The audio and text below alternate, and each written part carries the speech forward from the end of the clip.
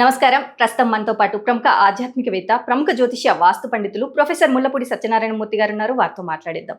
నమస్కారం గురుగారు. నమస్కారం మా సృజన. గురుగారు, మకర రాశి వారికి మరి ఈ వారంలో ఎలా ఉండబోతుందో తెలియజేయండి. మకర రాశి వారికి ఈ వారం ఏలినాటి శని జరుగుతుంది. ఉమ్, ఈ ఏలినాటి శని ప్రభావం వలన కాస్త మనస్సు నిరాశగా నిస్పృహగా ఉంటుందన్నమాట.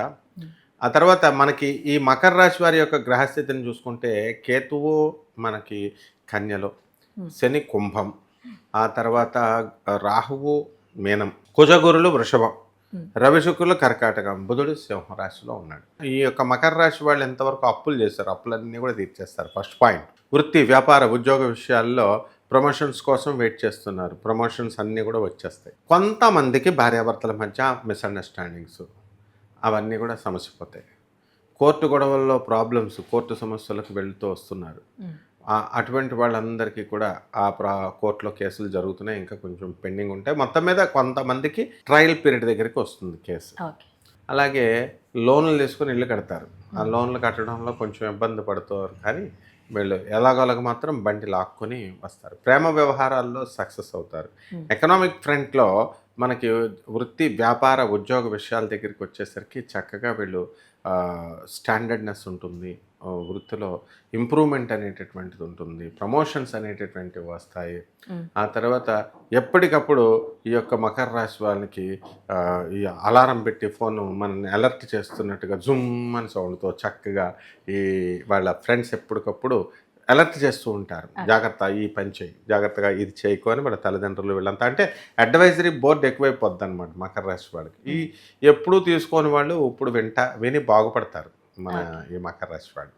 ఇక మకర రాశి విద్యార్థులు బ్రహ్మాండంగా చదువుతారు, కోరుకున్న చోట్లకు సీట్లు వచ్చేస్తాయి. ఆ తర్వాత వివాహాలు కానటువంటి వాళ్ళు ఉన్నారు, వాళ్ళకి మరి కొంతమందికి ఇంకా మూఢం ఉందని చెప్పేసి చేసుకోవట్లేదు. కొంతమంది ఆ నమ్మకాలు లేక అటువంటి వాళ్ళు వివాహాలు అయిపోవడం కానీ వివాహాలు నిశ్చితార్థాలు చేసుకోవడం అనేటటువంటివి చేస్తున్నారు. ఇక ఎక్స్కర్షన్స్కి బయటకు వెళ్ళడం, హనీమూన్స్కి బయటకు వెళ్ళడం.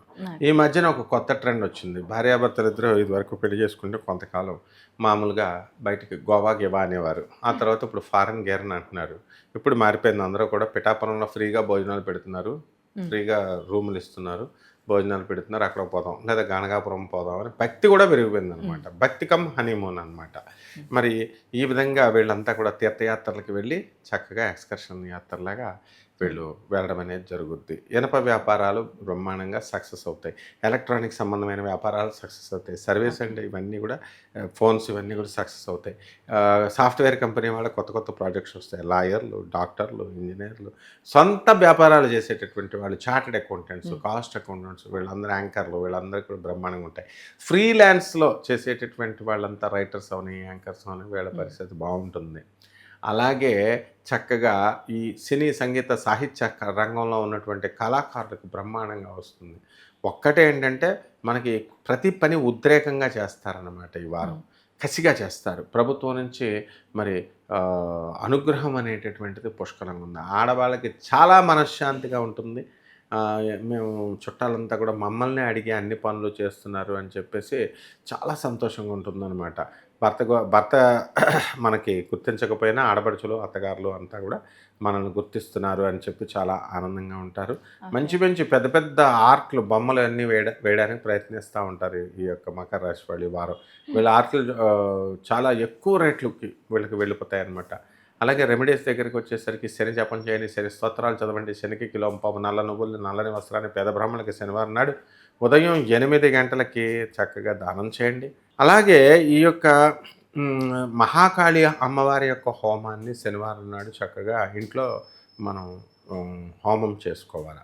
అలాగే ఈ యొక్క ఓం శనైశ్చరాయ నమః అనే మహామంత్రంతో చక్కగా నవగ్రహాల చుట్టూ ప్రదక్షిణలు చేస్తూ ఓం శనైశ్చరాయ నమః అని చెప్పేసి తైలాభిషేకాన్ని మన చేత్తో మనం వేసుకోవచ్చు. పూజారితో పని లేదు, పూజారులు లేరని డిసప్పాయింట్ అవ్వట్లేదు. ఆడపిల్లలు కూడా డైరెక్ట్ వేసుకోవచ్చు. ఈ విధంగా కనుక చేసుకొని జమ్మి చెట్టుకు కనుక నీళ్లు పోసి ప్రదక్షిణలు చేస్తే బ్రహ్మాండంగా ఉంటుందమ్మా ఈ వారం.